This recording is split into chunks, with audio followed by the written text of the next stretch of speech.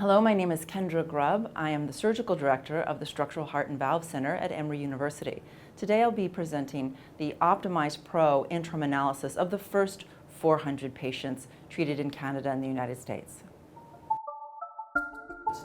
The background of the study is really looking at how to optimize an existing valve platform in TAVR and make the results better for our patients.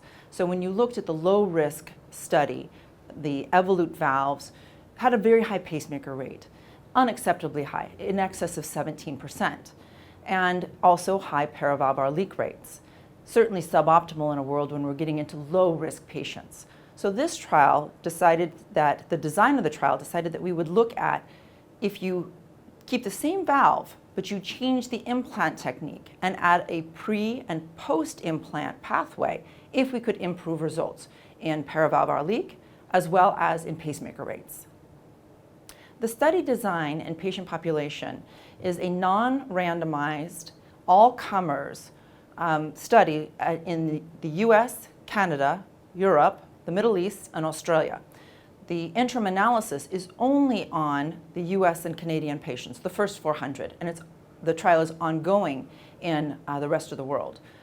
The patients were selected based on inclusion and exclusion criteria. Inclusion criteria being New York Heart Association Class 2 or greater heart failure as a result of severe symptomatic aortic stenosis.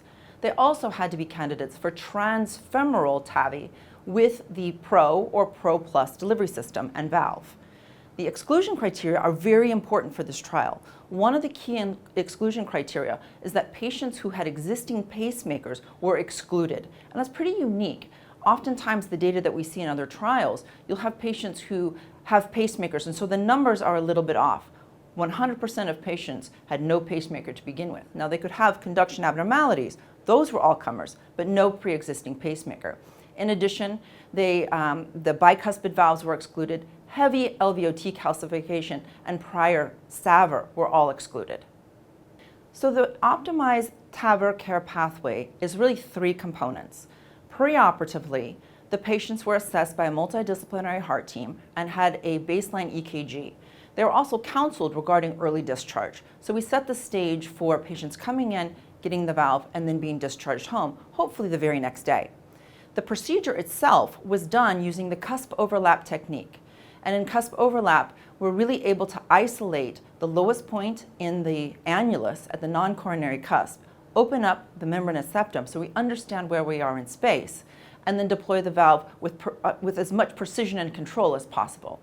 We advocated for the use of the Lundquist guide wire, and in that implant technique, pre-dilation, pre-balloon dilation was optional.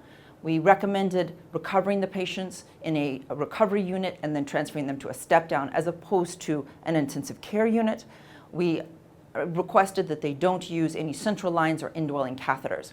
The final piece was the post-procedure pathway, and this was a minimalist type or quick or lean TAVI type pathway.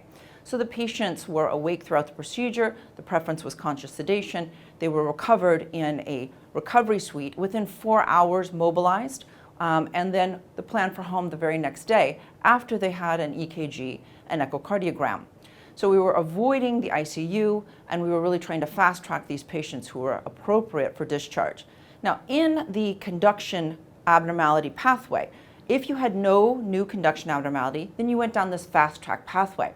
If you had a pre-existing right bundle, or you had a new conduction abnormality, let's say a new left bundle or any other new conduction abnormality, then there was a special pathway just for those patients. We would monitor them an additional day in the hospital, and they would go home with a monitor. So about just over 20% went home with a monitor because their new conduction abnormality did not resolve by the time of discharge. Yes, the key outcomes of the Optimize Pro study, they're really exciting. So as I was mentioning, that we identified that the high pacemaker rate and the high paravalvular leak rate were really unacceptable as we get into lower risk patients. Our goals were to see if we could, with this new technique, achieve surgery-like results. And as a surgeon, this is something that's particularly important to me and to my patients. And what we were able to do, just by changing this technique, is for paravalvular leak, there are no patients with moderate or severe paravalvular leak. Almost 80% had none or trace. And that's excellent results, best in class for this device. In addition, the pacemaker rate was single digits, 9% for the as-treated group.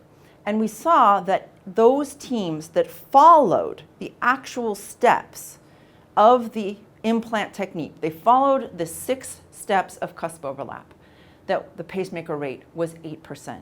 And again, in all comers, this is dramatic improvement because the low-risk study that I'm comparing it to included patients with pre-existing pacemakers.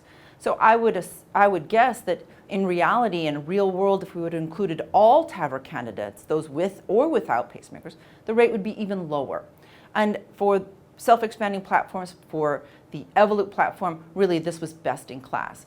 Mortality, less than 1%, disabling stroke, less than 1%, and the majority of patients went home the very next day. Median length of stay, 1 day.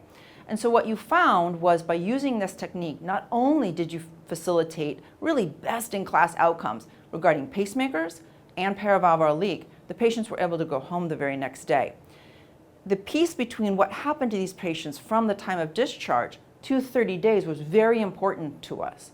There were a considerable number of people that were keeping patients extra days because they had a self-expanding valve.